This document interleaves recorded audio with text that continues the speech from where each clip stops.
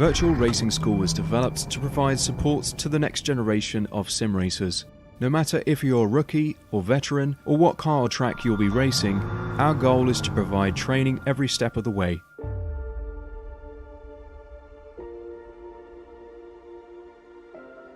We found that iRacing can be quite difficult without proper training. There needed to be a way to prepare for on-track racing. With VRS, you can literally learn from the best sim racers in the world, including 4-time NASCAR iRacing World Champion Ray Alfalla. And Ray Alfalla is a 4-time champion of the NASCAR Peak Antifreeze iRacing Series. 3-time iRacing Grand Prix World Champion Martin Kroenke. Martin Kroenke becomes a 3-time world champion. Rallycross World Champion Mitchell de Jong. Mitchell de Jong is now champion for the iRacing Rallycross World Championship Series. And many other top sim racers. Data packs include everything you need to start learning. Our World Championship coaches create the data packs by setting a hot lap or a series of fast laps for you to compare, analyze, and replicate.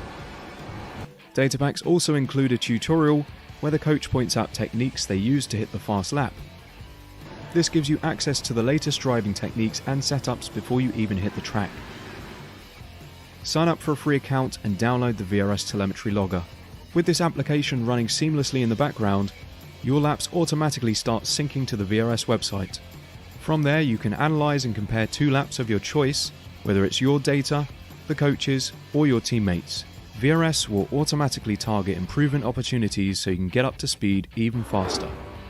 VRS also makes it easy for you to request and schedule one-on-one or group coaching sessions. These sessions can range from 30 to 90 minutes, and you can select the car, track, and setup combination of your choice. Visit virtualracingschool.com today to sign up and get started.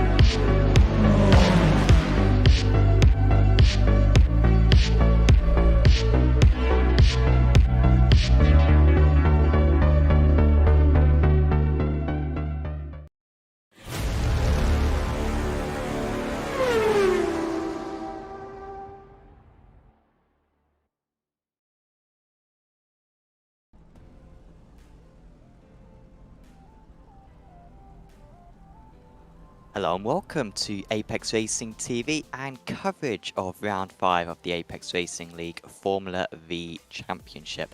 We're here tonight for 3 15-minute long races at the Brands Hatch full layout. My name is Sam Fitzpatrick, alongside me is Tim Cox and Andy Thompson. Dennis Branch operating the cameras tonight and bringing you this stream on Apex Racing TV. Andy, we've had a really interesting first half of the season. So chaotic. We've seen so many different race winners. Really, no one's been able to take an advantage in the championship. I think with a slightly smaller grid as we go through the season and as we kind of get more used to these drivers, we're going to start to get a better idea of who's going to be fighting for the title. Yeah, definitely. It was obviously the first championship we've had with the Formula V, and obviously we went to Laguna Seca for the first round, which is a bit chaotic, and I think both you and I agreed what we let ourselves in for. But since then, the drivers have really got to know these cars, and round by round, the standard of driving has got a lot better as we've gone on. Obviously, we're into round 5 now, around the historic second home of British motor racing, Brands Hatch. And I'm hoping to see some really good race in the fields. Like you said, sort of filtered out a little bit. We've got about 19 drivers on track today, but we've got the main protagonist for the championship here with us tonight. Yeah, for sure, and really great to have you in the box with us as well tonight, Tim. This Brands Hatch circuit, I think one of the best rounds for these Formula V cars. I mean, they aren't the fastest machines in the world, but you can really, carry some speed, particularly around kind of the back bit of the circuit, and then also some good overtaking opportunities, which isn't always the case around such a narrow circuit, but being narrow cars, this place should be a really good car track combo. Definitely. So personally, I've raced over these cars over the Indy formats, the shorter of the two circuits available at Brands Hatch, and it was just wheel-to-wheel racing the whole race long. Absolutely epic. Now, just according to my stats and research, we've got 3 drivers currently sat on 2 race wins during the series so far: Janka, Behrens, and Whitaker. And it's going to be really interesting to see tonight if one of those guys could be the first driver to emerge with 3 race victories to their name at the end of tonight. And yeah, like you say, it's going to be plenty of overtaking opportunities. It is a tight circuit, but these cars are all about momentum, and one little mistake can cost you so dearly. For sure, and there are the points up on screen. Scorette up there at the top, Janka in second place, but it's so close that you could pretty much call it an even between those top 4. In particular, Behrens still very much in there. Behrens has been very quick this season. Angelo and Meaton still with a small chance, and even Aaron Smith is a very talented driver and could get himself in the mix. So lots of drivers to watch out for. In the amateur category, Pravda, who's 4th place overall, is up at the top in that one, and is looking very good for the title, because Andy, I think Pravda probably takes the mantle for the most consistent driver this season, or the best crash avoidance driver this season, which has really been the name of the game. Yeah, definitely. And one of the other drivers, when I was looking back at the points today, Sam, that's gone under the radar, we haven't really mentioned much, was Alex Ronenbuck. He's never at the front of the grid, but currently he's in 7th place in the AM Championship, and he's not that far off 4th place. Considering he's been sort of mid-pack, but he's constantly been in that mid-pack, and I think that's the story of this championship, is that we've got some really fast drivers out there. We've got Behrens, who's constantly week after week is up there at the front, and then all of a sudden has incidences along with other drivers, but he's been one that's sort of been chipping away and just keeping the consistent places going in, and currently, he's not far off 4th place, and for Alex, that'll be an outstanding finish for him, considering it's we've never really mentioned him on the stream. No, well, we'll try to rectify that tonight. This is going to be a broadcast solely focusing on Alex Ronenbuck and get that done for the season, and then don't mention him for the final 3 rounds. Alex, to be fair, does get his fair share of screen time, because he does race in a few other series, certainly the F3 series. I know that he races in that one, and a couple of others as well. So a very regular in Apex Racing League. As we see Behrens go to the top, currently a Norwegian 1-2, but of course these first few times are not too representative. Expect the judge to get faster. Hraski up there in 2nd place. About 20 drivers racing tonight, so I expect that grid to fill up in just a moment. I mean, whilst this circuit isn't one that you associate with slipstreaming necessarily, Tim, it is one where I think you're going to need to get a slipstream in the race, or in qualifying, sorry, because particularly on the kind of cut through where you go from the Indy circuit to the Grand Prix circuit, you've got probably a flat out section of about 20 seconds, and if you've got the draft from the car ahead, that can be a few tenths easily gained. Exactly. It's, as I was saying earlier, it's all about fine margins with these cars, and where you haven't got power to make up for a mistake and get yourself out of trouble, it's all about the momentum, and how much momentum and speed can these drivers carry through the circuit, as we just watch them come around Hawthorne at the moment. And it's how brave can you be of not touching the brake pedal. These cars, like you're saying, you can carry a lot of speed and remain on the accelerator a lot of the time, but it's all if you can get in behind someone. And yes, like you said, they're not famous for slipstreaming capabilities, but every little helps, and it's going to play a large part, I think, as you can see from quite a few close times already at the moment, especially between 1/10 of a second between Araski and Barons up front as we see Scarrett go onto the lead to resume that Norwegian 1-2 currently. So yeah, I think it's going to be decided qualifying by very, very small amounts. Yeah, I think so. And yeah, currently IGL coatings 1-2 as well, and they're kind of working together. Perhaps they are kind of at the front of this train, so going to get probably more laps than anyone else. And of course, you may as well just run around the entire qualifying session without taking new tyres, because of course you're getting rid of fuel. And you may be thinking, oh well, just put 2 laps of fuel in. Well, it's a fixed setup series for this car, or for this series, sorry. And so you start off with probably enough fuel to get you 40 odd laps around this Grand Touch circuit, so may as well just pound around there. The tyre degradation isn't going to be too bad, and that might result in the times getting a little bit quicker. Currently Hiraski best of the rest in third, Series 7 4. Yeah, I think coming around this, I mean, the first lap is always critical in these races, as we've seen in previous races within these cars. And you know, you got the famous Paddock Hill bend for the first corner with a big long runoff on the left-hand side. So we're expecting to see 1 or 2 of the cars venture into that sandpit on the left-hand side. And then you got the really tight corner of Druids, you know, and being on that first lap with the cold tyres, it's going to be very interesting to see if we can get all the guys through there in one piece. I would expect to see somebody take that optimistic line on the inside to try and gain some few places. So the first lap is going to be critical for the guys to make sure they don't get into any danger, get any damage on that first lap, and then they can get into the race. So obviously race 2, race 3 tonight, we've got reverse grids. Race 2 is 16 places and race 3 is 14. So pretty much the majority of the field will be turned around on each of the races tonight. So.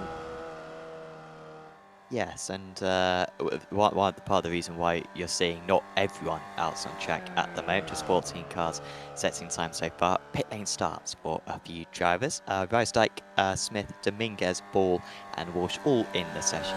So far not registering a lap time, because they cannot do that if they have picked up some penalties earlier on. Now, these guys have got to start working together even more, because Kelly's gone to the top of the standings. And so here comes the job. That's Behrens now moving ahead of Scuret. So that's a lovely bit of momentum there for Scuret, who's going to be able to, apologies for Behrens, who's going to be able to carry that speed all the way into the right-hander. And this could be good enough for pole position, because it's a couple of personal bests at the start of the lap.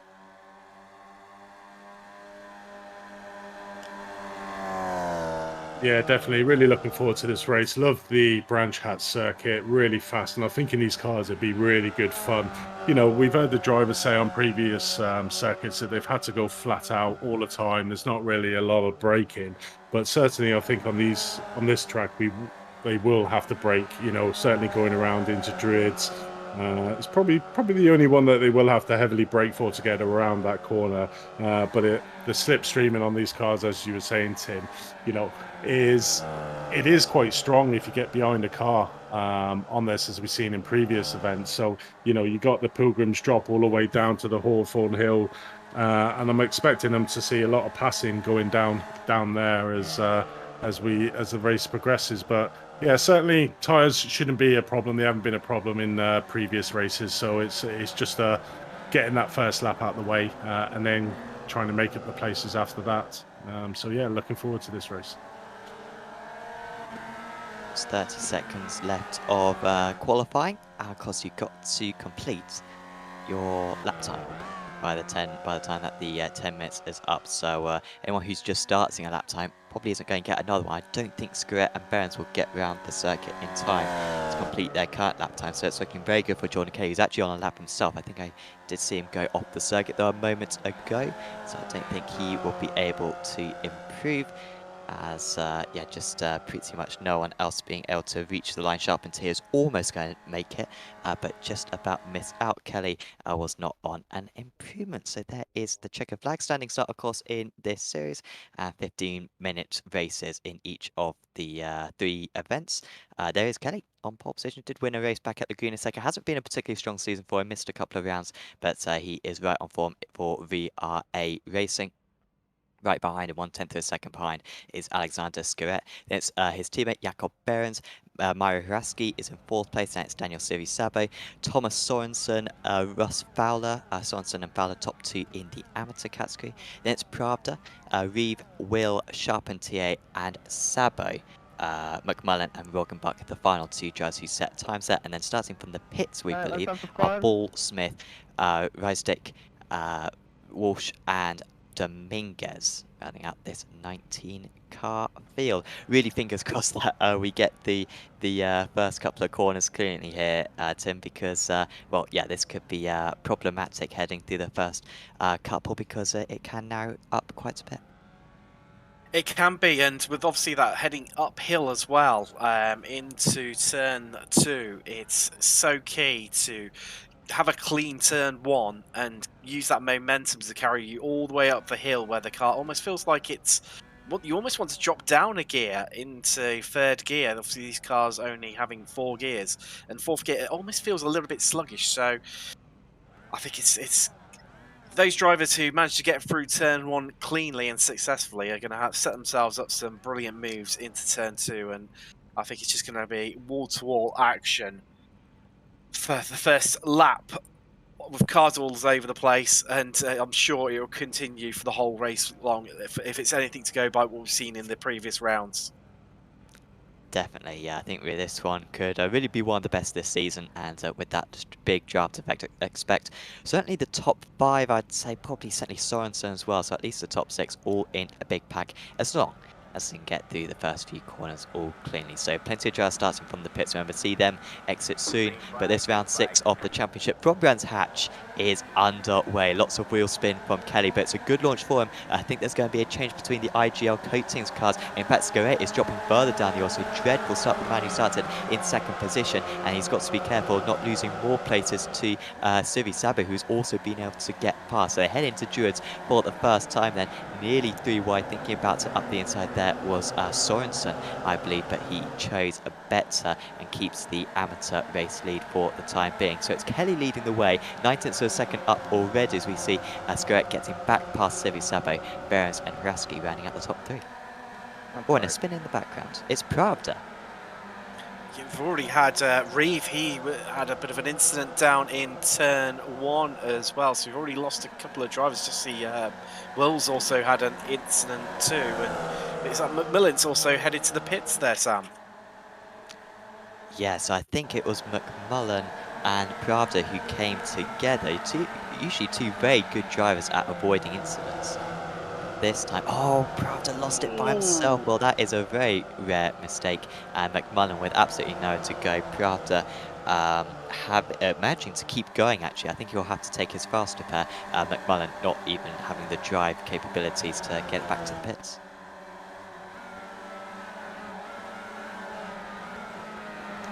So we see a bit of a breakaway now between the, well, really we've got the top driver, Kelly, 1.2 seconds ahead, and I was saying how this was going to be a slipstream fest. Doesn't look like it at the moment because they're battling so much for Behrens and Hraski through the first few corners that he's been able to get away. As Sorensen is around, and is he going to hit the wall as well? That's an unfortunate place to spin, and he's just going to have to go down the pit lane. I don't know if he's going to take repairs here or not, but there was pretty much only one way there, and he had to basically take a drive through as we got 3 wide heading into turn 1. That's Hraski holding on to 3rd position with Skoret trying to come back through, but this is just allowing the top 2 to sprint away ahead. Skoret just seems to be... Sorry, Andy, you carry on. That's right. Yeah, you might have said that was unfortunate by Sorensen, but it was probably quite fortunate considering he spun right on the pit entrance. So luckily it wasn't just after that. Otherwise he would have struggled to make it round this track. I mean, it takes about 1 minute 43 to get a lap in here anyway. So with a damaged car, it'd taken more. So, you know, where we look at it, he had a spun, which is bad. Actually spinning and hitting the entrance to the pit lanes, probably the best out of a bad situation on that one, as we watch Skoret fighting here with Hraski for 3rd place, and we have Russ Fowler on the screen at the moment. So the driver's getting a little bit spread out. I thought they'd be a lot closer than this, but we're starting to see little pockets appear in the field already. Yes, Skrett seems to be one of the drivers that's really suffered. Obviously, qualifying however up, he's starting to make a few moves now as he got past Civisabo earlier. But yeah, it's obviously we've seen great things from him in the league already this season, and yeah, I think he'll be disappointed by dropping a place already. Yeah, he would have been looking for the race win.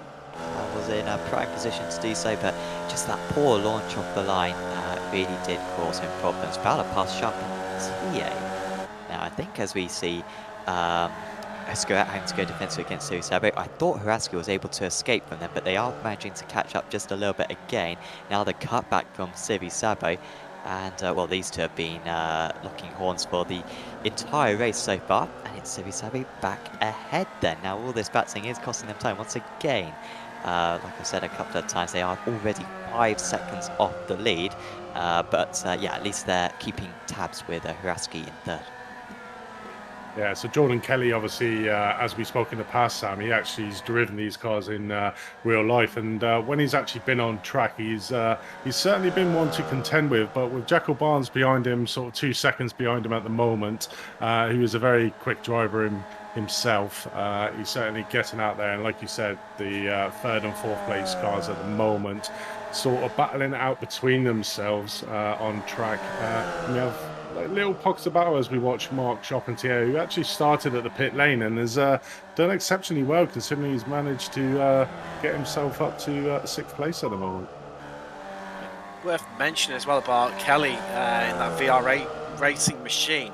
He was over half his place. It was the quickest lap of the race so far, a 1:43.8, but that was over half a second quicker than Behrens in 2nd place.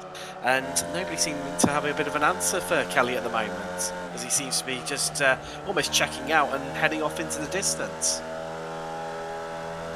Yeah, class of one. Yeah, only man in the 43 so far. No one else has got close to the 43s, as Skrett's going to try this one again. They're very close to the back of Huraski. Getting that good draft down the pit straight. Still can see Behrens just ahead, and on that last lap they, well, very good last lap actually for Civisabo. He is the 2nd man on the track to get into the 53s. But now we're seeing a bit of a defensive line there from Huraski to hold on to that 3rd position, and it's around this part of the circuit where it's almost irresistible to defend from the draft, because you've got 30 seconds straight, as here is Roggenbuck round and he makes contact with Reeve. Terrible. Good to get a full replay of that, but obviously that was coming out around 30s, which is a notorious corner for actually getting it wrong going into that corner. It did look like he slightly got it misjudged there going into that corner, and unfortunately the car behind him actually picked him up as we pick him up here, coming out of Druids, going down into Graham Hill, going down onto the Cooper Straight. Oh, he gets a little bit of tap there actually from, I'm not sure who that was that Damien McMullen? Little tap behind, which obviously put him out, and that was down Graham Hill corner, not round 30s. I correct myself there, but certainly as we see a battle on stream now with Ross Fowler and Saville, who's not a brother of Civisabo, as we've found out before, but same last name, as they're fighting out on track for 7th place at the moment on track. Sorry, that was Charpentier and Fowler, wasn't it? Not Saville. This battle that's happening over 3rd place right now, and they're all over the back of one another as they head over to turn 1, and I'm not sure how this is going to end up, gents. I don't know about yourself. Yeah, well, it's I don't know how Huraski's held on to this one for so long, honestly. I think they're all very evenly matched, but he's just about got away from the team line because they've been preoccupied with one another. Now he's really feeling the heat, but again, positioning his car very well and holding on to 3rd position at the moment. Quick shout out to SDK Gaming, who is one of the sponsors for this series, as in fact, actually, I think we're about to see a move. Because Civisabo is up the inside of Huraski. Contact between the two of them. Huraski goes wide, and that might just open the door for Skrett to move past. And I can only hope Huraski hasn't got too much damage and that he can continue in this race. It looked like that was a pretty heavy hit, and in these cars, as we know that they are paper thin, and any sort of hit normally damages. It goes up the inside and sort of goes quite quickly around that. I think he came back and tried to cut back on him, did Haraski, on to close the door, but unfortunately, Civi Savo was alongside him there and couldn't give him any more room than he actually did. So I think it was a self-inflicted wound, but it'd be interesting to see if he's still going around and if he's still got the pace. Currently down in 11th place at the moment. So I think you pretty much called that one, Tim, that it was going to come to blows. Kelly. Kelly has gone off the track, I think, and given up the lead. He's lost about 3 seconds. He was 2 seconds clear at the front. Take a look at what happened to him. Looks all right here. Has he just maybe caught a bit of the notorious iRacing grass? Yeah, there we have these. Ooh, only a bit of a tap with a barrier there, and hopefully that hasn't affected things too much for him. He was just going quicker and quicker and quicker at one stage, and he's all the way down in 4th now. Yeah, he's so this is the barrier again. He's out. So we, from hero to zero in 1 lap. That is it. So we see Kelly going down the order, and Behrens takes up the lead. But obviously, we still got this big fight between 2nd and 3rd between Skura and Civi Savo, and those two are pretty much just fighting it out between themselves. And Jack Behrens in 1st place, 5 seconds ahead. So we've got just over 5 minutes left of this first race, so Behrens just needs to keep it nice and clean now and let these two guys battle it out, because their lap time is about, well, the last lap was about 3 seconds slower than 1st place, so they're really hampering themselves. And what they've got to be aware of is Charpentier behind, sort of catching up a little bit. He's already gained about a second on the guys in front, so they need to be aware and start working together rather than fighting each other out, because Charpentier and who's pulling along Fowler in 5th place, those two will be on the front 2nd and 3rd place sooner than they think. Real big disparity in times between the two sets of drivers, but equally out front, Behrens is now sort of taking on the mantle from Kelly, and he's just getting quicker and quicker. I mean, last lap time around, he was 2 seconds quicker than Civi Savo and Scaretz in 2nd and 3rd respectively.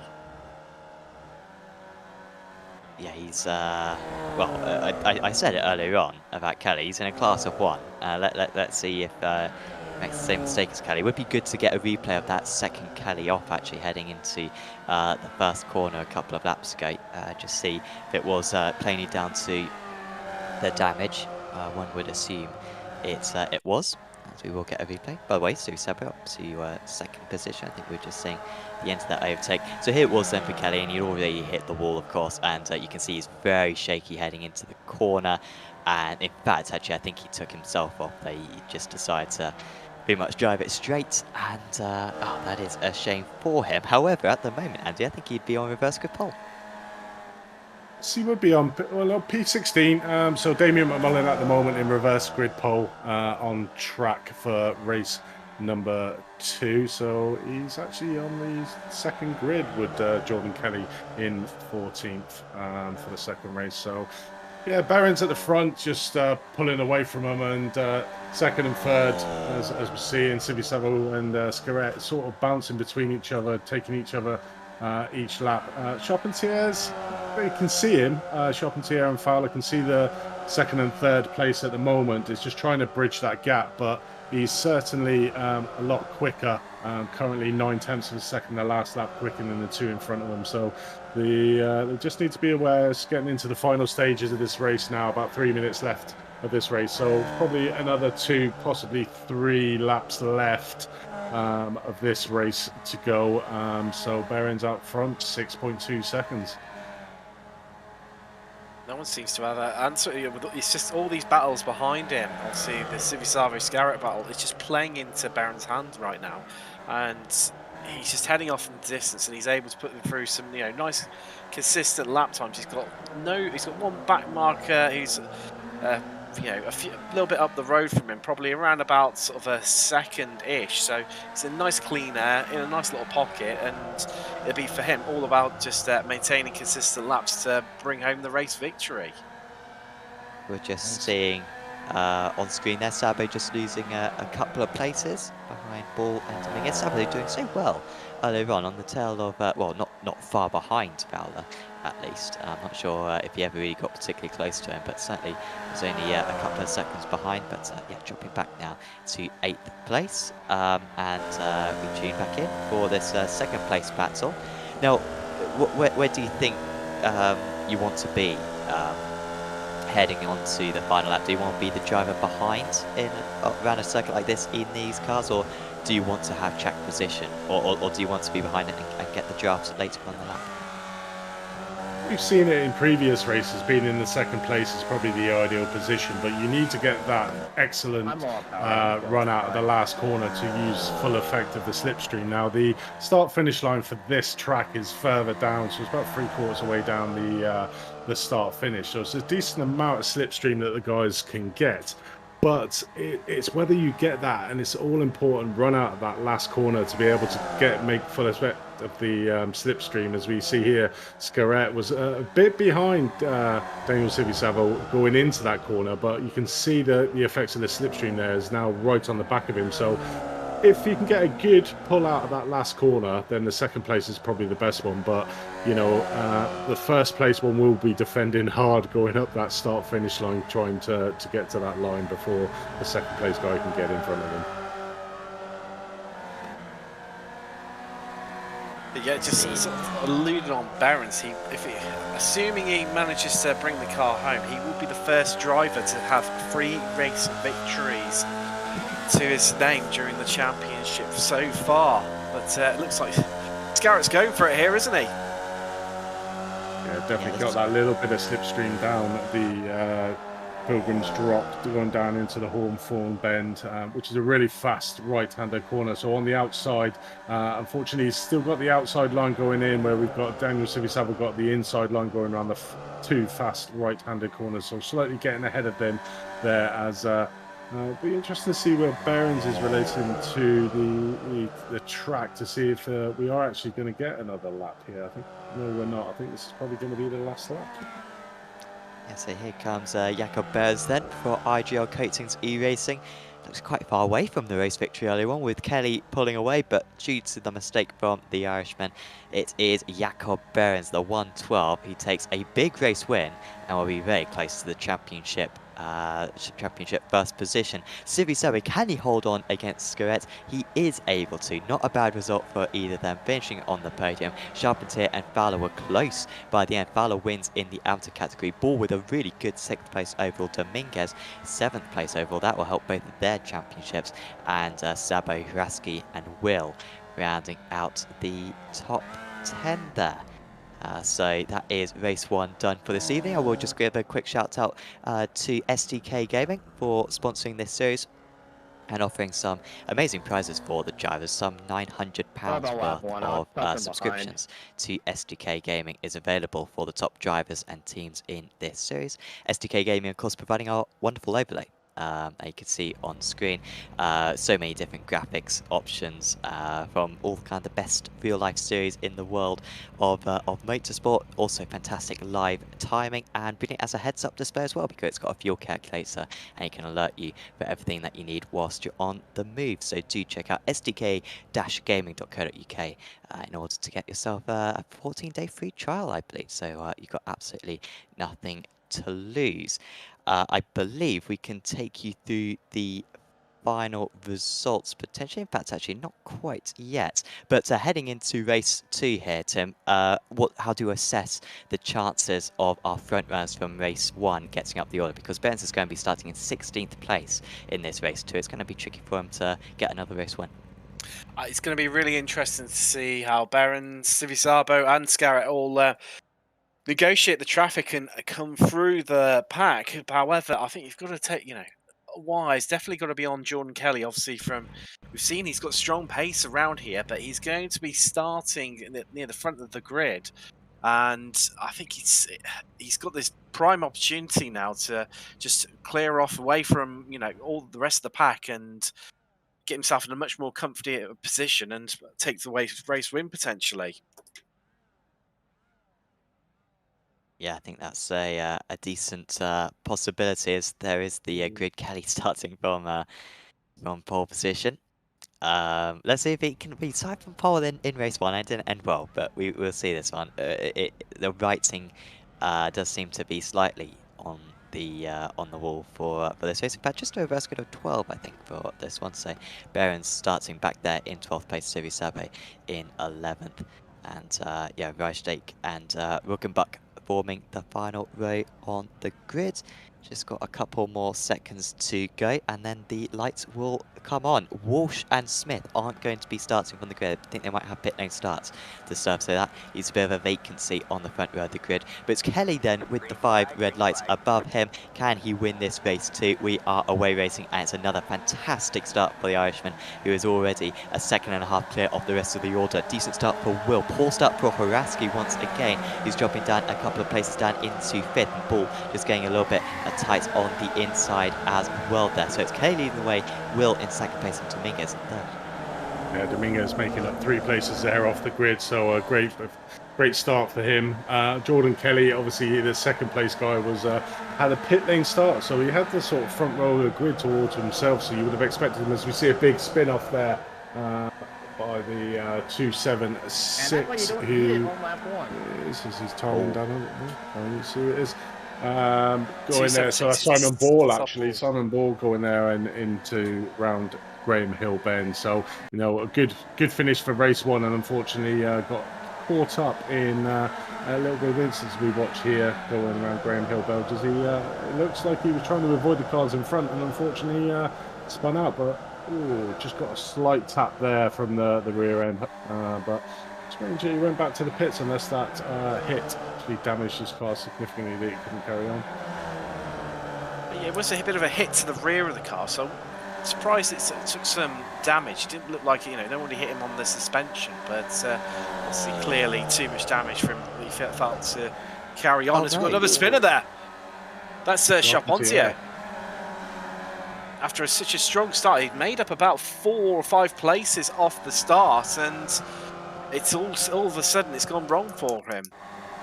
Let's take a look at the replay and see what happened here. So he just carried a bit too much curb, and there we go. Around he's gone. Yeah, so the grass is in it around iRacing. You touch some of the slight grasses like being on ice, and it just spins the car around. So at the moment we got Kelly at the front of the grid where we expect him. Then we got a raft of amateur drivers: Jarrett Will, Pedro Dominguez, Gabriel Sabo in 2nd, 3rd, and 4th. So the pros are not going to all have it their way. They've got to try and battle past these amateur drivers to try and get up to Kelly. But that's going to give Kelly the emphasis to get away. So the gap at the moment's ever increasing, 2.7 up to 2.8 seconds. So as long as he keeps it nice and clean, he should have his tails clean and be able to get away for this race. But certainly all the battle at the moment is from 2nd all the way down to 6th place at the moment on track, with 3 AMs occupying the top 4 spaces. As we could see a change for 2nd position in just a moment. Dominguez having to go defensive. By the way, just a quick shout for Sorensen, who are just seeing up 9 places now, Sorensen, and pulling off some wonderful moves to get to the front of that little pack up into 8th position he is now. And also Smith just getting past Fowler, as you would kind of expect after aside from the pits, of course, Smith in this race too. But Will with heaps of pressure. They are flat out, I think, through Sheen's corner there, and then they head into Sterling's, Clearways, and then Clark Curve is the final corner on the lap. They do have to brake a little bit for Clark Curve, but it's really not much of a big deal, and it's straight away back on the throttle, or in this, at least in these cars, fairly long pit straight, and it could be long enough for the Portuguese to make a move. He goes to the outside, despite the fact that the inside was open, but may feel like he can take a more swooping line and carry more momentum through Paddock Hill Bend. Actually, Will defending resolutely at the moment, and he keeps 2nd place. Yeah, definitely. It was it kept the line well there. Did Wills on Dominguez, saw the position he was going into, and obviously tried to cover that outside line. But I thought Dominguez was going to come off Paddock Hill Bend, go down Holwood Hill, and try to take that inside line for Druids. Was just a little bit too far back, as we're watching a big battle here between 8th, 9th, 10th, 11th, 12th, and 13th. All the way down to 14th, as well as we have Walsh as a spinner coming around Graham Hill Bend, so that puts him out of the fray for that little group, which is about 5 or 6 cars long. So a big battle in the midfield pack of this race, but at the moment Kelly just extending his lead again, currently out to 4.5 seconds. So running away with this one, and just needs to make sure he keeps it clean after the incidents in the first race. He just needs to keep it nice and clean and watch his line. He's got the gap now. He just needs to keep it consistent, not make any silly mistakes to ruin his race. But certainly the race at the moment is for second place between Jay Wills and Dominguez in third place, who's hot on his tail. So that's where the race is at the moment. You're saying about Kelly there, Andy, last time around he was nearly 2 seconds quicker than the closest driver in terms of lap time. So he's really got the hammer down at the moment and looking to pull out that gap. But look at this battle, we've got an absolute gaggle of cars here all over one another, and it's almost like the way they're lined up, it's like they think that they're the animals getting onto Noah's Ark, because they're like 2 by 2. Let's go 3 wide now, or even possibly even the 4 wide. This could be tight, guys. There's it's got Formula V cars all over the place. No, there we go. We've got contact there, and that's Marc Charpentier. So unlucky. He got stuck in the. He was the sandwich, the meat in the sandwich there. Yeah, I think that car's pretty much done, and they'll have to go back to the pits to get repaired. As we see there, he's gone back to the pits on the timing tower. So 3 wide coming down into Paddock Hill Bend doesn't normally get. I thought they were going to go 4 wide, but as we know, Prustov is a very defensive driver, and obviously backed out slightly of that to not go across. But unfortunately, Charpentier got contacted there and came off the loser coming around Paddock Hill Bend. But to have him 3 wide going around that corner, it was inevitable. Somebody was going to lose out, and unfortunately, that's his second spin, which took him back to the pits. So at the moment, we're currently watching second place, and we've got Dominguez, Hertzi, Scaret, all coming in within the battle of this second place now. Is really hotting up, where we've got 2 AMs out front with 2 pros chasing them down, and obviously I think that's probably helping Kelly get away, because the AMs are slightly slower than the pro drivers within this series, so it will be holding them up slightly, which enabled Kelly to get away. One driver that's slightly surprised me, I don't know about you guys, is Behrens. You see Scaret and he's managed to get his way through the pack, but Behrens hasn't managed to tag along for the ride with him, and there's currently 5 places between the 2 drivers at the moment. Yeah, I think Behrens collided with Sivi Sabo on lap 1, which is the reason why he's a bit far back. He's got 3 wide here. Dominguez up to second position then, and Haraski trying to go with him, and Will quickly leaking these positions. He held on for so many laps, but once one gets past, it can very easily be 3 or 4 who manage to make their moves. Haraski runs wide. You don't want to run that wide. These cars are a bit more forgiving on the grass than others, as we see a bit of an aggressive move there for Dominguez, and it boxes Scaret in. Still, Scaret's going to go for the overtake, but Dominguez getting his elbows out. But it's Haraski who is the winner out of all of that, and he's now got to try to really pull away from these other drivers, get a gap to Scaret, who will be his main rival. Of course, Scaret and Haraski qualifying up in 2nd and 4th positions earlier on. But, well, around this part of the circuit, you definitely cannot pull away, because it's all about the toe, and Dominguez closes to within a couple of inches, and might be able to retaliate, even though he's an amateur driver, even though he's a bit slower. He might be able to come back heading into Paddock Hill. Yeah, we've got a big long train from 2nd all the way down to 6th, as we can see on screen now. There's literally nothing between them. you know, and I think unfortunately for Will, like you said, he defended really hard for the first half of this race, and unfortunately, as we found out before, Sam, in this, you get slightly offline and you lose that little bit of speed, and in these cars, it really hurts you because it takes so long to try and get back up. As we've got Scarrett coming underneath Dominguez, and Scarrett on a big run with Hershey coming up to Paddock Hill Bend, so he should take this inside line and get that second place. So a really good place, but Hurski's not giving it up without a fight going around the outside. So it's going to be 2 by 2 going into Druid's corner, but Scarrett will have, there's a big contact between the two of them coming up into Druid corner that takes him out. Luckily doesn't take any other drivers, but that was a terrible mistake there coming up into Druid's corner. I think Scarrett maybe pushed into Dominguez, but it'd be good to have a look at a replay of that one, but not good for Scarrett and Hershey coming up into that corner. As they come down the hill, Paddock Hill, side by side, coming up into Druids. Oh, I think, unfortunately, that's the 113 car of Scarrett. Didn't really follow that inside line and was trying to chase that outside line that unfortunately got into Hurski down there, but that puts Pater there to battle, and as we see at the moment, Scarrett in the pits getting repairs. So we have Jay Will, who's back to P2 with Dominguez, Savo and Reeves. So 4 of the top 5 are all amateur drivers. It's a really good showing tonight from the AM drivers. I know they've got a little bit lucky from obviously incidents that the pro drivers have been involved in, and just having a little look at the chat, Chris McCann saying that Kelly's VR died during the last race, and that's what caused him to have the issues he did. So and just shows now he's got it back up and running. He's 10 seconds clear out of the front in a class of his own right now. Yeah, 10 seconds. Just seeing the class of Kelly out the front, and seems to be keeping this one clean, as we sort of see a 143.857 on lap 2, and pretty consistent lap times there. Lap 4 was a 144.6, and lap 6 a 144.3, but certainly in the low 144s, where the rest of the drivers are in the low 145, so hence why he's been able to get that 10-second lead on the rest of the field.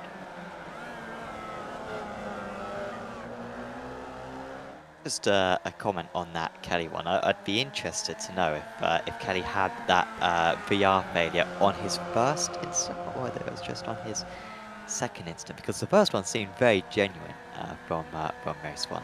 So it would be interesting to learn about that one. As McMullen, who has been in the wars, Pravda as well actually, and Pravda on lap 1, I think we didn't get a clear view of it, but Pravda very nearly lost another wheel heading through Graham Hill Bend, just as he did in lap 1, race 1 as well. Pravda was lucky to avoid that one, but yeah, he's still running in this race. Back on this train, however, but he could get past Turaski and McMullen. Looking very racy at the moment on the back of the pro driver just ahead. This is one of the closest battles out there, but there is plenty of other action going on down the field. And of course, if you click on the live timing link in the description below, you can see all the gaps between the drivers, their last lap time, their best lap time, and lots of different useful information. So if you've got a spare monitor, certainly do click on that link provided by SDK Gaming in the description below. You can see everything that is going on out on circuit, as we've got Jet Will versus Pedro Dominguez once again. These two have been battling for the whole race. Yeah, definitely got a little bit of a gap now between themselves and 4th place, but Aaron Smith is now on a charge for 44.2 on that last lap, so around about a second faster than the guys in 2nd and 3rd at the moment. But you know, it's got 2 or 3 seconds to try and make up on the rest of the drivers, or the position 2 and 3, to try and get up there. But I think he's vastly running out of time, so 2 minutes left of this race number 2, and I believe, obviously I got it terribly wrong on the first race. I think this one is a 16-place reverse grid, and I suppose, Sam, that's one of the fundamental things of this championship, is that, you know, you can get a really good qualifying lap, get a good race 1, but as soon as them reverse grids comes into play, it sort of plays havoc with the front runners trying to get through the pack. For sure, yeah, there is kind of that race one, just a banker, get a solid result in, because as you say, race 2 and race 3 can be chaotic, and you got much less control over them. So yeah, it's good to bank those points early on, but you might not score any points for the rest of the evening. But at least hopefully across the season the luck kind of evens out. Smith now to the front of this train, 4th position for Aaron Smith. 2.5 seconds to catch up to Dominguez just ahead, very close behind as well, with Sorensen on the back of Sabin. Look at Sorensen here, up the inside, and he is past the Hungarian. Good move into Clark. Yeah, that's move done for him, and now Sorensen will be looking to hook up to the back of Reeve as they come across the line to enter onto their final lap right now. And we've got a couple of other key battles. This is the other one on track as well right now between Will and Dominguez. And Dominguez has been all over the back of Will for the last couple of laps, but just hasn't been able to find that little moment to get his Formula V car alongside and look to potentially make a move on Will. Yeah, I think Will's done an excellent job of defending. Obviously, we saw a slight mistake coming down Graham Hill, which put him down to 5th place.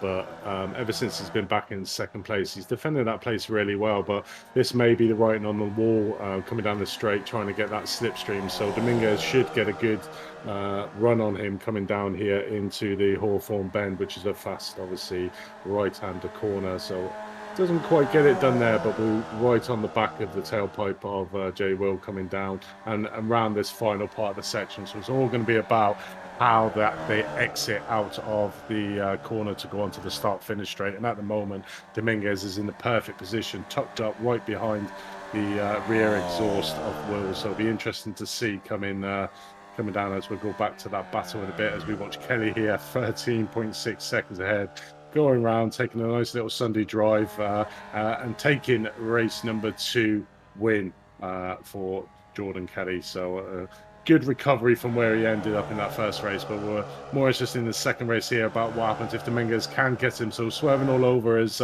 Jay Wills takes the inside line. So if Dominguez has to get it done, he's going to have to go around the outside. Don't think he's got the overspill. So I think, yeah, Jay Wills gets 2nd place with Dominguez in 3rd. Defense at the end there, and good defense as well from Smith to hold off Reeve. They are not teammates. I thought they may have been teammates actually, Reeve and Smith, but yeah, 100% battling one another on that occasion. As we cut back to Ball.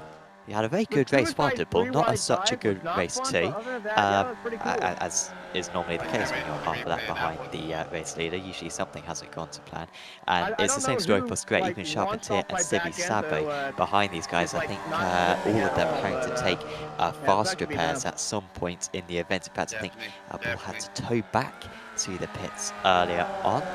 But they are absolutely duking it out. Just one more corner to go here, and Skirt will be fancying his chances. And we haven't really seen a good run to the line. We've seen a couple of fairly close ones, but we haven't seen a driver behind being able to overwhelm the gap. I think we might be seeing that break now, because here comes Skirt, and he has got his nose ahead. He's got more speed, hasn't got much further to travel though, and he is past. So good work there from Skirt to get that 13th position on the line. It could be important come the end of the championship to score that extra point. Another sponsor for this series, and another sponsor who is offering some absolutely mega prizes for this championship, is Apex Racing Academy.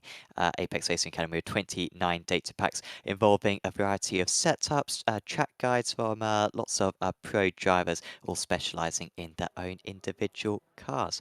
So if you want to improve your performance on iRacing, do certainly check out apexracingac.com for more details. We're going to quickly take an ad break, in fact, on Apex Racing TV just before the race 3 of the evening. So we'll be right back with you in just a moment.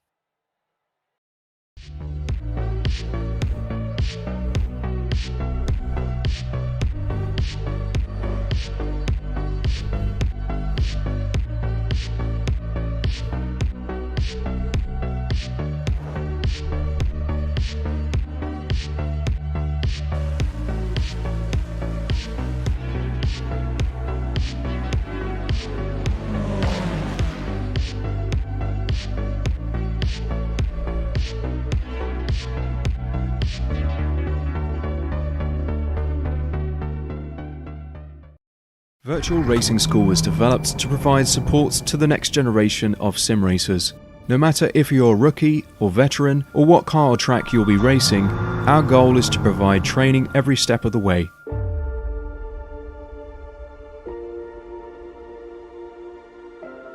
We found that iRacing can be quite difficult without proper training. There needed to be a way to prepare for on-track racing. With VRS, you can literally learn from the best sim racers in the world, including 4-time NASCAR iRacing World Champion Ray Alfala. And Ray Alfala is a 4-time champion of the NASCAR Peak Antifreeze iRacing Series. 3-time iRacing Grand Prix World Champion Martin Kroenke. Martin Kroenke becomes a 3-time world champion.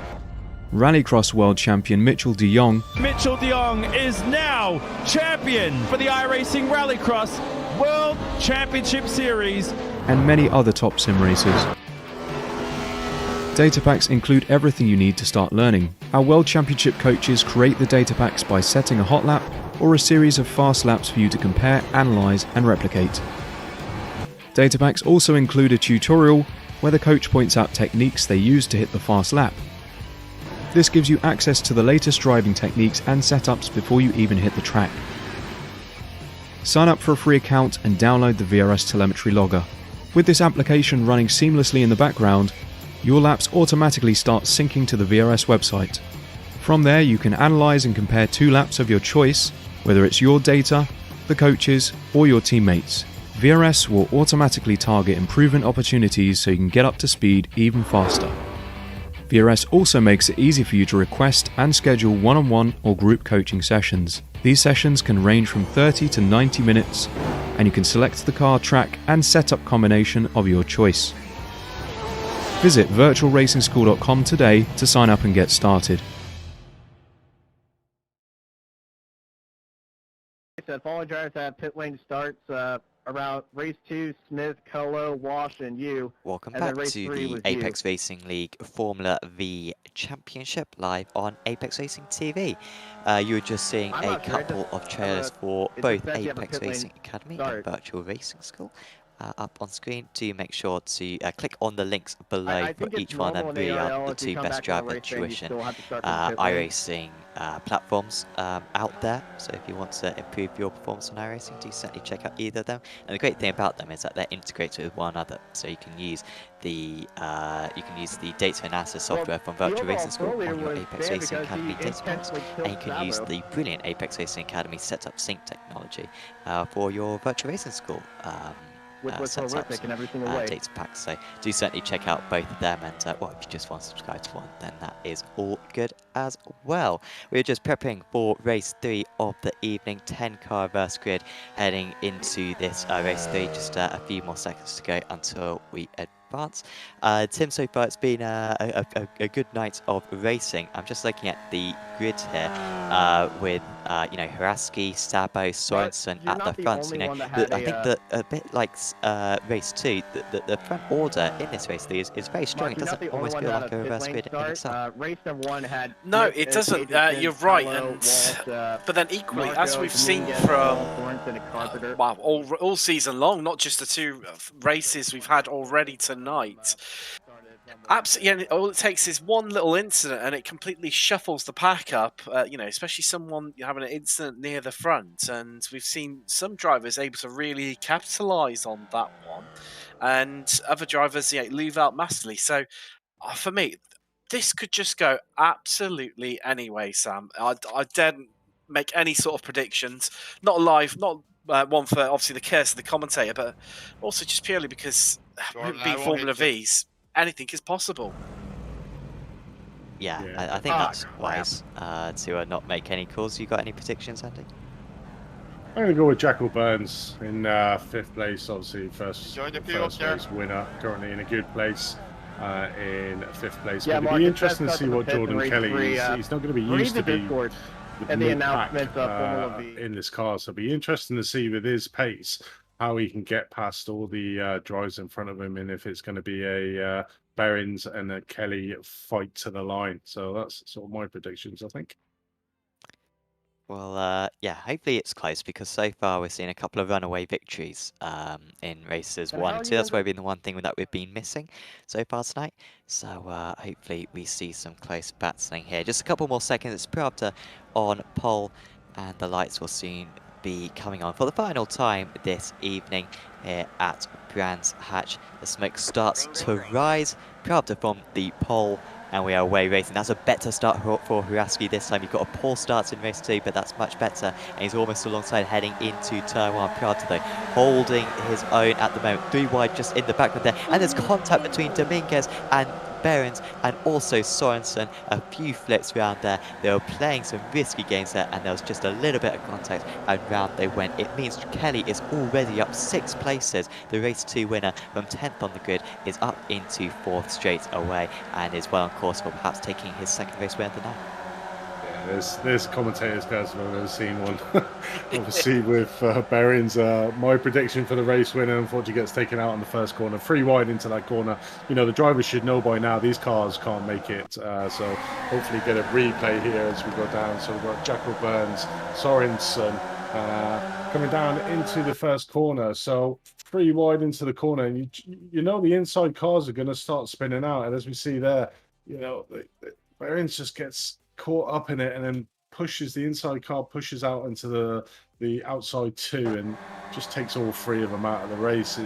They should know by now that these cars can't go 3 wide into first corner, but I'll give them 10 out of 10 for trying, that's for sure. As we've currently got Pravda at the front of the grid with Huraski in 2nd place just behind him, and Kelly, imagine him make it up to 3rd place. So like you say, Kelly up 7 places after 3 drivers took themselves out on the first corner. Yeah, and you were saying you weren't too sure how Kelly would be able to get on in traffic, but he seems to be doing a good job of it so far. You say making up those 7 places by the end of the first lap. Yeah, definitely. I mean, obviously got helped a little bit by 3 cars getting out of the way on the first lap, but certainly won't put anything past him. It's whether he can push on now, as we see Damien Mullen going around the outside of Scarrett, coming up into Druid corner. So trying to make that past them, but on the outside coming around to Druid, so we'll probably lose that place to Shrek coming down into Graham Hill Bend. So they're staying on different lines. One thing that always amazes me about this cars is the different lines that the drivers take on each one of the corners, and they don't seem to lose a lot of speed. So as we see Daniel Silversell going up the inside of McMullen, so McMullen will lose another place coming down round certs. He's going down onto Pyramid Drive. A change for the lead. Huraski past Pravda. It's kind of what we expected. And also going to go with him here is Kay. So Kay already up to 2nd position. He had 15 minutes to go from 10th to 1st. And I think he is going to go into 1st here. But there's contact between the 2 of them. Round goes Pravda as well. And Kelly. Kelly maybe pulled the trigger a little bit too early there. Reeve now takes the lead ahead of Smith. So I think the top 3 were all involved on that occasion. Huraski drops to the back. We'll get to replay a bit, I'm sure, soon, but it has totally transformed this race because it looked as though Kelly was well on course for the race win. He's just behind Huraski at this point. There's a little bit of contact, and just as Kelly tries to get past, Huraski spins back off, and it was actually very unlucky for Pravda there. Got on the brakes, but I believe it was Reeve who was in 4th position, came through and tapped the back of Pravda and caused him to spin round. So some big ramifications there, and Pravda, championship leader in the amateur category, having to return to the pits as here comes Smith going for the overall lead. Yeah, so it's all been shaken up here. So both of my predictions have had incidents, and both of them are down. So I think I'll lay off giving predictions in the future. But we see Aaron Smith here in the 1st place. Jack Reeves, the top of the AM drivers, in 2nd place. But we've got Pedro Dominguez in 3rd place just behind him. So Pedro's a really quick driver and has done really well in the championship. I know he got a 20-point penalty put against him, which would have put him into the fray of 2nd place in the AM championship. So, you know, he's not far off 2nd place in the AM championship, and also obviously on tonight's display he's done exceptionally well, and will help his points haul come the end of this round going into the next round. I think one driver definitely to watch out for in this little group here is Daniel Civisabo. Yeah, currently in 6th place, just tucked up behind Will. And I think he's going to be interested to see how he tries and picks his way through. Obviously, you can see Scarrett just ahead of him, and he's not going to be wanting him to get away from him too much. And Civisavo is going to look into clear Will as quickly and efficiently as possible, just so he can then prevent Scarrett getting away from him. Civisavo trying to become, I believe, the 4th Indy Autosports champion in Apex Racing League series. I believe Kitzelman, maybe Darren Adjinson's and Hitson Adjinson's other champions, but trying to get an overall title, I think, for the first ever time. As here comes Reeve trying to come back against Smith, but actually just deciding to lift out of that one, feeling like he wants to pull away.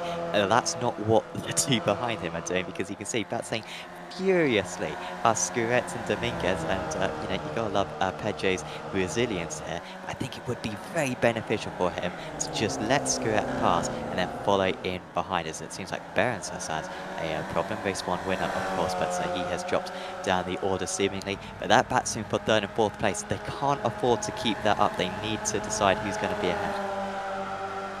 Well, they were going to go 2 by 2 for the whole lap. It seemed to be for the start of the lap. That's what they were doing, side by side action. But as we see, Dominguez get in front of Scarrett again. So Dominguez not going to give that place easily to Scarrett in 4th place at the moment. The AM driver obviously wants to stick on the back of Reeves, who's currently winning the AM championship for this round. So wants to stay on the back of him, as we see Reeves trying to put his nose out to Smith just to let him know that he's there. Only 0.2 of a second behind him, so right on his tailpipe. As we can see as one of the cars goes off wide on the outside, taking it down the scenic route, is Jarrett Will in 6th place, managing to keep that quite well going around that corner. But the thing with these cars is you've got to be so precise on the input of the steering and the accelerator, because these tyres are so small. You know, you get it a bit out of shape, and you can see him sliding across the track as we watch Walsh just past Rod and Buck coming down the sector 3 of the track here, down the back end into the forest section. Yeah, you say, Andy, about the tyres. Obviously, they're grooved road tyres, and the Formula V is based on the Volkswagen Beetle. Sort of the underpinnings of it, just in the background, there's Scarrett, and just looking at the inside and making Dominguez look to his mirrors. But well, it's great to see these two AM drivers, Reed and Dominguez, really mixing it up here with the pros and giving them a good, honest fight and a battle. As look how close those two are getting right now, and Dominguez getting F right onto the gearbox of Reeve there. This is the fight that we wanted. This fight that honestly I expected we'd have for all 3 races, but we've got a proper kind of 6-car battle at the moment, and we might see a change for 3rd position, because with Dominguez getting a little bit held behind Reeve, this is the opportunity for Scuret to perhaps pass him, but he has to just back out. But now he gets back into the draft, and he knows that if he doesn't go for the move, Civisavo will do, and both these guys in the championship, you would maybe expect them to be a little bit more cautious, but I'm not sure if they will beat Scuret now underneath Dominguez. But Dominguez will probably have a little bit more corner exit speed there on the outside, and he does stay ahead again, with that gap just opening up to half a second now to the top 2. Civisavo not able to make anything happen. And I will just say, you know, if you were here comes Scuret again, just space behind them. If you do want to take part in racing like this, do visit apexracingleague.com. You can sign up to this series if you want for the final 3 rounds of the championship, and you can also sign up to the other 6 series that Apex Racing League offer, with GT3 action, Porsche Cups, NASCAR, Super Trucks, Formula 3s, and also GTEs as well. So do visit apexracingleague.com for more details on that. As we've got 3 wide once again, we've got pretty much a 0% success record when we've been in this situation so far tonight. I think this one going to be one of the better ones, because straight through the middle goes Kelly there, up to 5th position. So across your Sam, looking ahead, Scarrett's got past Dominguez finally. He's managed to get that move done. It looks like it's Dominguez. He's, no, it's contact in the background there between himself and I think it was like Kelly. Oh, it's such a shame for Dominguez. He's had such a strong race till now, and all of a sudden all that hard work's undone. So take a look on the replay what happened to him. So he's run a bit wide there. You can see Kelly with the momentum and coming up the inside.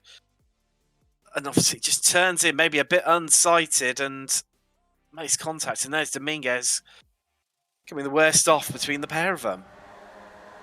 Yeah, definitely. That's the one of the things I was expecting to see quite a lot tonight is that dive down the inside of Druids. And you know, if you're the car in front, you exactly like you said, Tim, is you're very much unsighted going into that corner if you can take that inside line. I know we've got all the aids to help us and crew chief and all good things like that, but you know, it could have been slightly late because you saw Kelly there like a rocket going up on the inside of Dominguez, and unfortunately took him out. And yeah, unfortunate because he was having a really good battle there with Scarrett for third place, and unfortunately it's sort of splintered the field now, where you've got the first two out in front, and then you've got like a second gap back to third place, but you've got third, fourth, fifth and sixth coming back. And Kelly, who's been in the wars this round, is certainly fighting back and not giving up, and I wouldn't put it past him to get up to that top 3 place at the moment. Certainly has the fastest lap of this race at the moment with a 1:43.6, so certainly on a charge going through, considering where he was at the start of this race. You know, that was Sumisawa just gets him past Scarrett, then around the outside at Paddock Hill Bend. So big move there from Sumisawa, and actually Scarrett is dropping down the order. He's time behind Kelly now. He's going to have some protests, I think, against him here after this round. Okay, whether or not he'll receive any penalties is another question. But potentially with a couple of drivers frustrated at him with a couple of the incidents. But there's no denying his speed, Jordan Kelly, and I think he's going to go for another move here. And I think that race win, as you're saying, Andy, very possible for him, because he's up to third position now, and he's made this one a fair bit more tricky for himself than he had to, but he should have plenty of time to catch up to the top 2. Yes, the gap is 1.6 seconds, but he should have a good second lap on them and close in on the final couple of laps. We've kind of got 2 different battles going on, top of the overall, and then kind of some of the top positions in the ads, as we see the Super Trucks line being taken by Walsh, and very impressively, that's up to our standard, Andy. Yeah, I would say so. Not quite as good as us, but obviously he's learning. Bless him. Give him 10 out.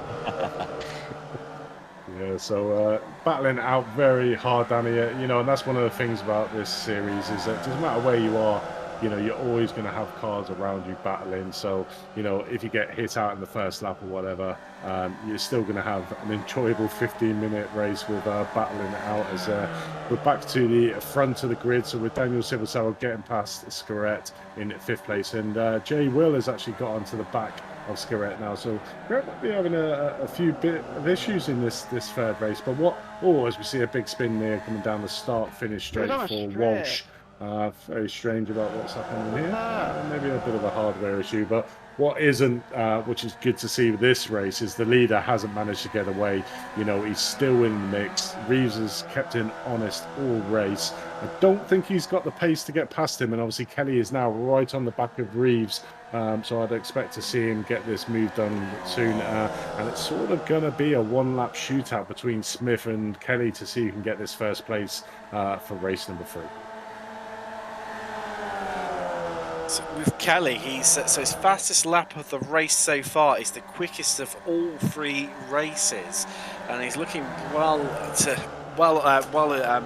placed to take the crown of fastest lap for all 3 races. And here he goes on the attack up the inside of Jack Reeve, and hopefully he can make this stick. It's like, oh, nearly banged wheels there, but Reeve's going to have the inside line to come down into Sterling and head down Clearways now. And, well, Kelly, he hasn't got much more time left. There's just over 2 minutes left to go. But I don't know about you, gents, but it almost feels like when, not if, Kelly will be able to get past. Yeah, Reeves just needs to be aware of where he's fighting. He's fighting these pros around him, and fair play to him, but he's currently the top position of the AMs by about 2 or 3 places. So this fighting, as we see a bit of, Kelly going around Paddock Hill Bend and makes contact with Reeves. So his race evening goes from worse to even more worse. Yeah, terrible. Disastrous. I mean, he was on for that race win. Reeves battling him quite hard there as we see him come down the start finish. You know, Reeves rightly in his position to not yield to him, obviously going 2 rounds, and Kelly just tries to dive around a little bit too soon. So I think that might have been a slight mistake from Kelly there, trying to take that inside line into Reeves. He could have taken that outside line and maybe tried to go around the outside, but I think he was getting a little bit frustrated because he knew that he had the opportunity for the race win, and unfortunately being held up slightly behind Reeves was putting pay to that. Yeah, I think that's a good shout because Smith was able to really pull away, and well, maybe he paid Reeve 20 quid or so. That's my rate if anyone wants to know, to hold him up, and he did it very well. He earned every penny of that handsome fee. And it has allowed Smith to pull away to about a second ahead. Still Skuret and Siri Sabo close behind two of the front runners in the championship. Remember, we'll try to be getting some points on them. You can see the checkered flag already out, but it's not out yet. It's about to wave though on the front stretch, and I don't think there's going to be any changes between these top, between second, third, and fourth. Smith is a little bit slow on the exit, but I think it's going to be enough for him to take the race 3 victory here at Brands Hatch. It is Aaron Smith who takes the spoils. Reeve in second position and top of the amateurs. Skuret beats Siri Sabo, and Jet Will rounding out a positive evening for him with a strong 4th position. And some huge changes there. Skuret up 10, Siri Sabo up 11, Charpentier up 10, Fowler up 11, Roggenbach as well up 8 to end up in the top 9 after 2 DNFs earlier on.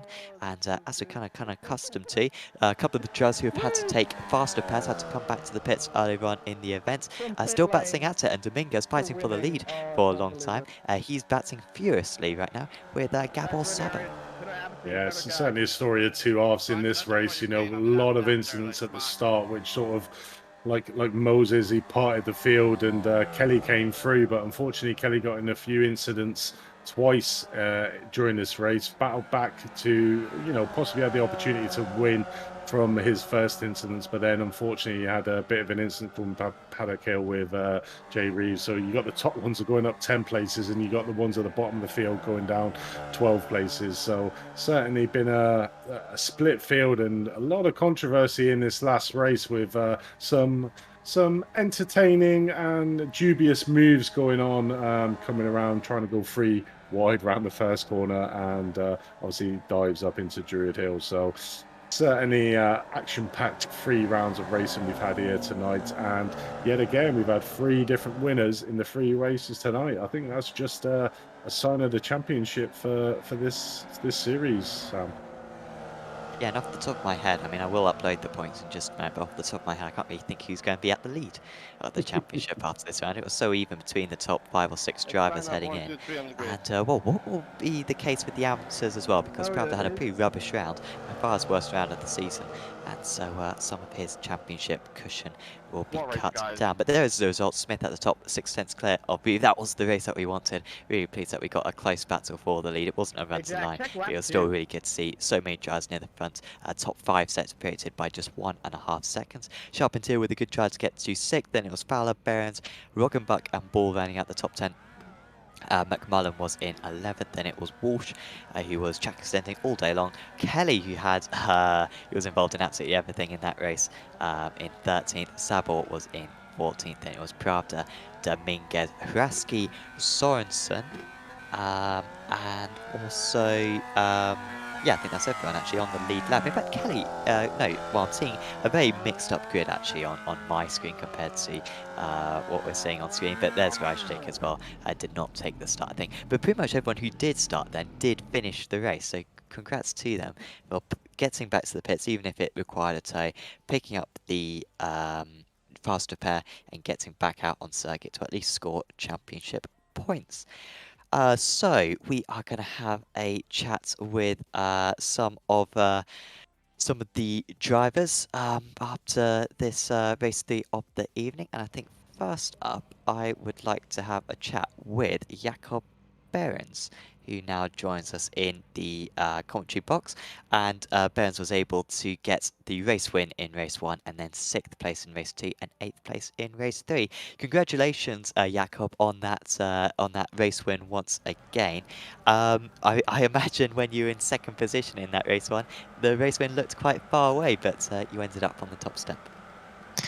Yeah, John just has so much pace. I mean, he really put me on a place. I thought it was good after last weekend, but last Monday. But he put me on a place. But he had an issue with his VR headset or something akin to that.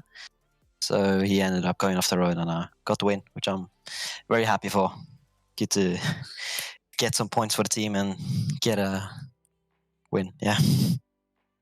Definitely. I mean, heading into this round of championship, I was really looking forward to this Brands Hatch circuit because I kind of think this is quite a good circuit for these cars. How did you find driving these cars around this track? They were not great, not terrible, really. Good car for racing, at least. There were me and my teammate did a bit of practice battling in practice, and we had some pretty good passes and defending, and also happened in the race. But there's some turns which are a bit awkward in terms of gearing and in terms of the car just letting go in the middle of a corner, especially second to last turn. The car just, if you go in a bit too fast or a bit too slow, the car just likes to step away and fly off into the gravel trap. Yeah, it looks very tricky out there. You headed into this round of the championship, I think in 5th position, but super close to the top of the season. Do you think, the fact that you got the championship to fight for, is that going to be affecting your driving at all, maybe being a bit more cautious perhaps, or do you think you'll be racing basically the same as you have been for the round so far? I think the last 2 races really tells me I need to be a bit more cautious because, race 2 I wouldn't place fallen down myself. I just wrong place, wrong time. But race 3, I think that was necessary of me. In my point of view, at least, that's entirely my fault to start there. So I need to be a bit more cautious and pick my battles a bit more wisely. Well, it was still a decent evening for you, especially with that race 1 win tonight. Jakob, is there anyone you'd like to give a shout out to? Of course, my teammate. He was great fun in practice, and we had a bit of fun. And then in the race, he's also incredibly good and good quality as well. And I'd also like to give a shout out to my roommate, Harald, who lives 2 rooms to my right. He made chips, and I can't wait to taste them. Oh, great news. Have you not had the chips yet then? You're having them after the race? He came into my room in the middle of race 1 or 2, I think, and knocked on my door, and then I just shouted, "I'm in a race, I can't right now." But yeah, I'm looking forward to them. Absolutely. You're making me hungry and I've already had dinner. So yeah, tuck into those chips, Jakob, and we'll see you next week. Yeah, bye-bye. Jakob Burns with, I think, the best chip-based interview we've had. One of the best, top 3 on Apex Racing TV. It's salty, I'll take it. Oh, wow. That is, jeez. Okay. That was out of your book, Sam. What about that one? Oh, absolutely. I've written it down. I'll use that for next time. Who would you like to have a chat with, Andy? Let's have a go with race 3 winner Aaron Smith. Hi, Aaron. Welcome to the commentary box. So, race 3 was certainly interesting. You were out the front for quite a bit of that race, but you certainly had a lot of pressure there from Jack the Am behind you. Yeah, I mean, we both made a mutual agreement to just keep the racing cool and not really to take any risks. And in the end, it worked out brilliantly for us both because we both knew we were both in 2 completely different classes. And to win this, we couldn't really fight because we'd just back ourselves into everyone else. And eventually it led to a 1-2 from both of us, first in class for both of us. And the feeling's unreal. I've been waiting for this for such a long time. It wasn't a done deal because we were watching on stream there. Jordan Kelly, who exceptionally fast in these cars, was coming through the field like a rocket. And Jack was giving him a little bit of issues, but we were expecting him to sort of overtake Jack and be like a last lap battle with yourself. Was you aware of him being behind you? Oh yeah, I was absolutely pooing it. I saw him coming through the field on my relative, and I knew that he could possibly take the win away from me. But looking at the replay from what happened, I don't really think Jack did anything wrong. To be fair, I think it's sort of just a racing incident, going side by side into turn one. So it's a shame for Jordan, of course, but I mean, it, I won, so I'm kind of glad at the same time because I think he may have caught me. Yeah, as Sam said, you can give Jack Reeves his £20 after the race because he defended quite hard for you there. With wasn't giving anything up with Jordan. So obviously, yet again, and it's a thing with this championship. Every single round, we have different winners for every round. And I'm glad to see that obviously you've got one. How were you going into this round brands around this cars? How were you feeling? I went in thinking that the cars would suit this track. To be honest, it does seem like a very well, I mean, they race round Brands Hatch in Formula V anyway, so it kind of just makes sense. So I went in today thinking it was going to be a good race, and I was right. The car felt really nice to drive around here, and it was so fun to race. And race one went pretty meh, race two pretty good, and race three even better. So yeah, I got what I hoped for today. Yeah, that's good. So we got Okayama next. How are you looking forward to that track? Half and half. I think it will be absolute chaos, opening few laps, but I think it also should be pretty good. I'm looking forward to it. Well, congratulations on your first win in the Formula V. Long time current Aaron, as we've had you a few times in the commentary box. Would you like to give a shout out to anybody? Jack. Yeah, I think he deserves one, to be honest. He put on such a good performance today. Me and him working together to just get a good result for us both. And he drove spectacularly in all three races. Everyone at Apex, the commentators, as usual, you guys do an amazing job of putting on these series and you guys commentating over them. It makes such fun to watch. I love watching these races back. Then yeah, it's been such a good day. Well, thanks for the kind words, and congratulations on your race 3 win there. And we look forward to seeing you in Okayama next week, mate. Good luck.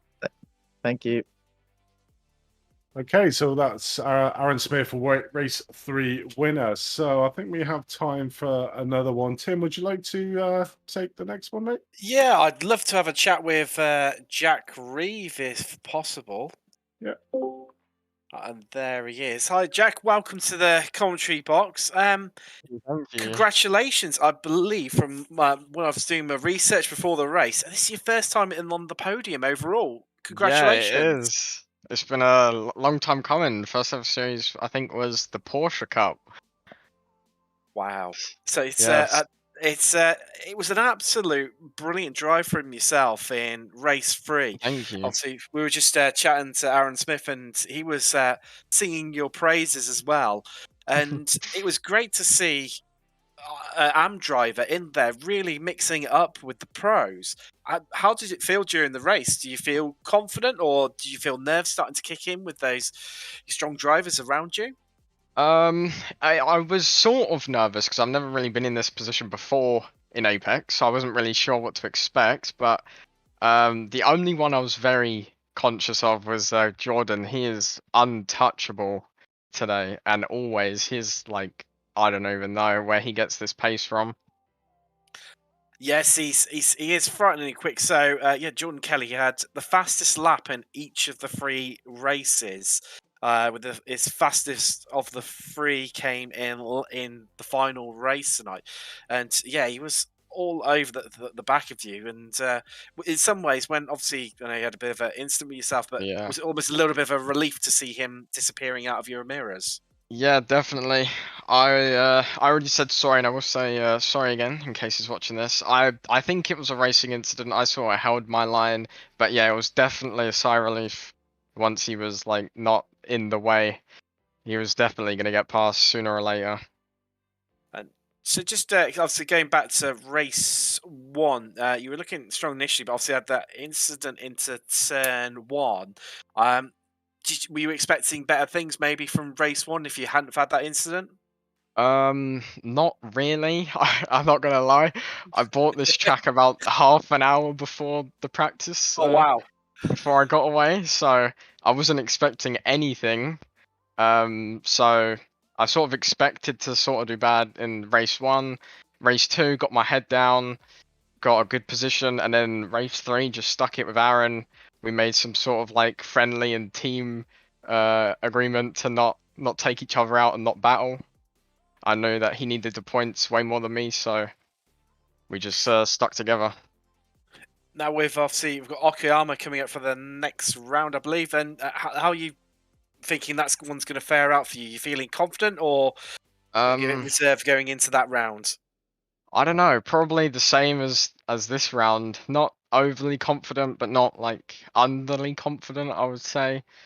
Done a few laps around Okayama, so hopefully it should be good. Very long straight though. That will be definitely a few moves along the straight. Definitely, yeah. And then, like you say, it's the hard onto the brakes into that hairpin, and then the track just narrows from there on. So I'm sure there's going to be plenty of incidents and drama, undoubtedly.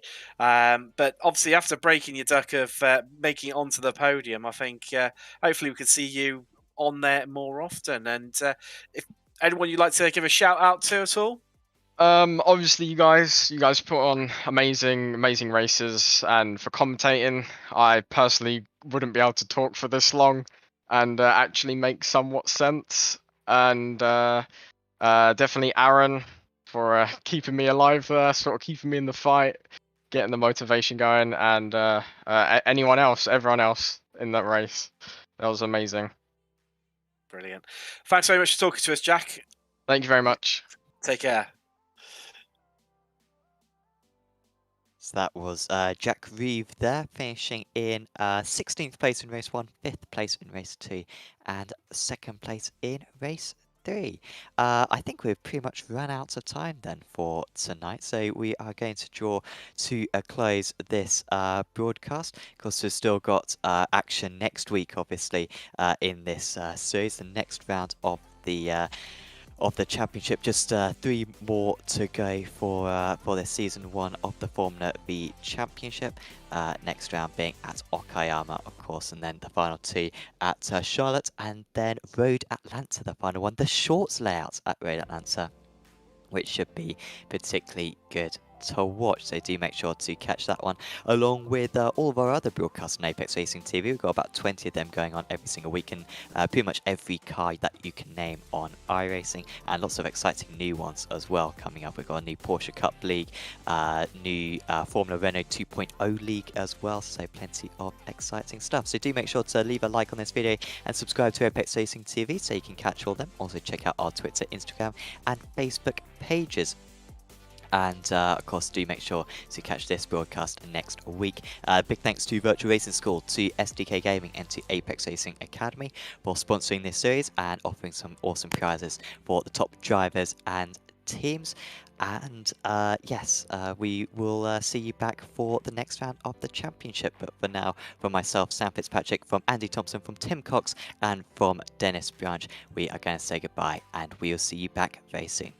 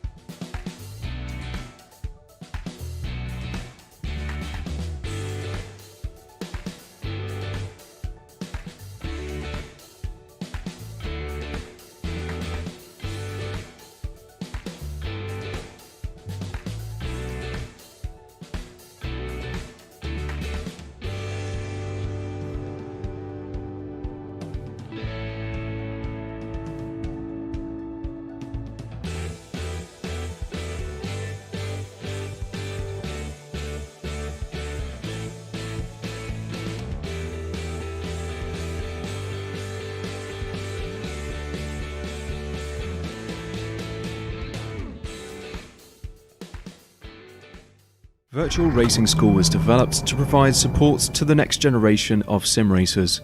No matter if you're a rookie or veteran or what car or track you'll be racing, our goal is to provide training every step of the way.